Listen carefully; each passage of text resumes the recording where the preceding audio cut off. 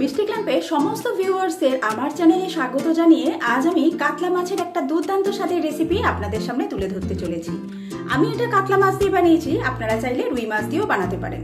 আশা রাখছি এই রেসিপিটা আপনাদের ভীষণই পছন্দ হবে। ভিডিও ভালো লাগলে লাইক, শেয়ার আর কমেন্ট করতে ভুলবেন না। এখনো যদি আমার চ্যানেলটিকে সাবস্ক্রাইব করে না থাকে প্লিজ প্লিজ প্লিজ বন্ধুরা অবশ্যই আমার চ্যানেলটি সাবস্ক্রাইব করে আমার পাশে থাকবেন। দেরি না করে চটপট দেখে নেওয়া যাক আমার আজকের এই কাতলা মাছের রেসিপি। কাতলা মাছের এই রেসিপিটা বানাবার জন্য আমি এখানে একটা পাত্রের মধ্যে প্রথমে সামান্য পরিমাণ জল অ্যাড করে দিচ্ছি।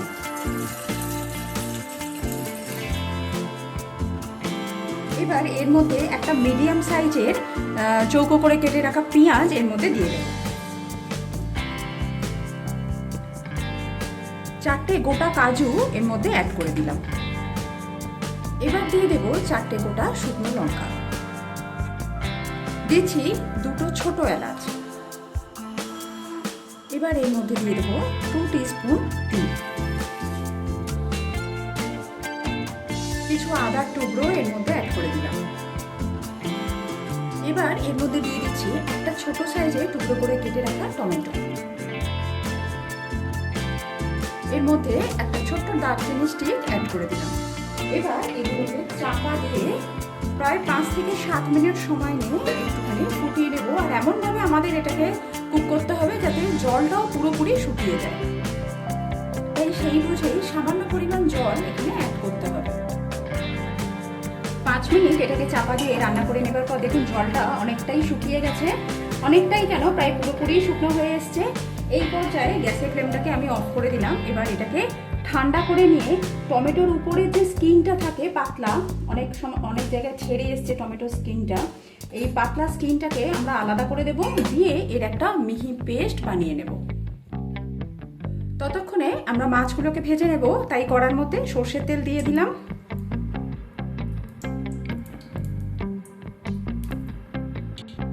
তেলের মধ্যে দিয়ে দিচ্ছি সামান্য পরিমাণে নুন, যাতে মাছ কড়ার গায়ে আটকে না যায়।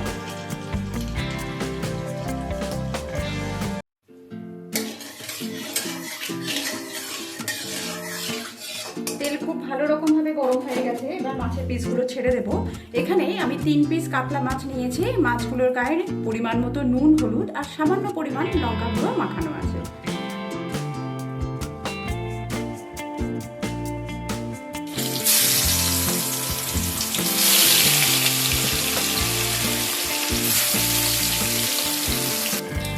মাছগুলো এবার উল্টে পাল্টে ভালো করে ভেজে নেব। মাছ ভেজে নেওয়া হয়ে গেছে, এবার আমি তুলে নেব।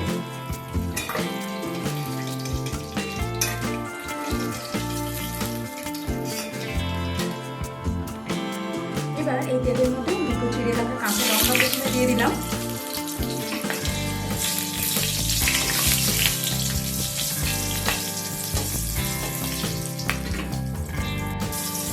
এবার দিয়ে দিচ্ছি পেঁয়াজ, আদা, লঙ্কার যে পেস্ট সেটা তেলের মধ্যে দিয়ে দিলাম।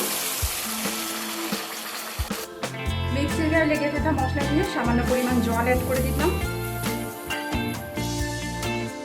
একে একে বেশ কিছু গুঁড়ো মশলা এতে অ্যাড করব। প্রথমেই দিয়ে দিচ্ছি পরিমাণ মতো নুন, হলুদ দিয়ে দিলাম, 1/2 টিস্পুন ধনে গুঁড়ো, 1/2 টিস্পুন জিরে গুঁড়ো অ্যাড করলাম।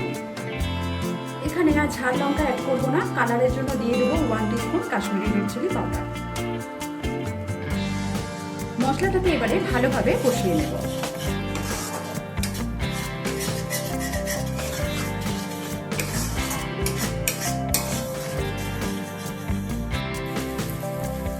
মশলা খুব সুন্দরভাবে কষানো হয়ে গেছে, একটা কড়ার গা থেকে ছেড়ে আসছে, আর দেখুন মশলার গা থেকে তেলও বেরিয়ে এসছে। আপনারা একটা জিনিস লক্ষ্য করেছেন নিশ্চয়ই, এই রেসিপিটাতে আমি কিন্তু রসুনের ব্যবহার করিনি। এইবার মশলাটা খুব ভালোভাবে কষা হয়ে গেলে এর মধ্যে জল অ্যাড করে দেব।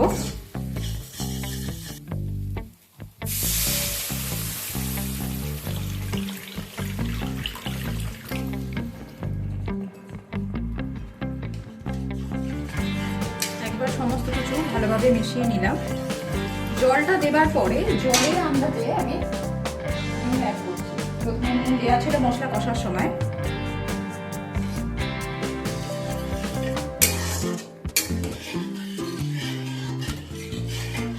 এবার গ্রেভিটাকে খুব ভালোভাবে একবার ফুটতে দেব। গ্রেভি খুব ভালোভাবে ফুটে উঠেছে, এবার আমি এর মধ্যে ভেজে রাখা মাছ অ্যাড করে দেব।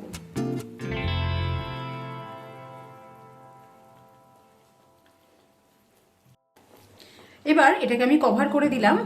4 থেকে 5 মিনিট এইভাবে রান্না করে নেব। মাঝখানে একবার ঢাকনা খুলে মাছের পিসগুলোকে উল্টে দিতে হবে। নামাবার আগে এতে দিয়ে দিচ্ছি গরম মশলা আর দিয়ে দিচ্ছি 1 টিস্পুন ঘি।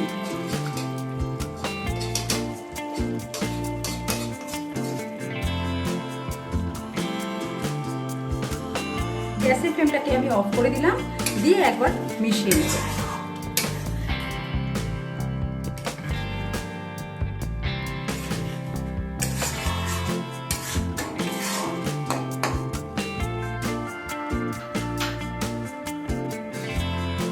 তৈরি হয়ে গেছে আমার আজকের কাতলা মাছের রেসিপি।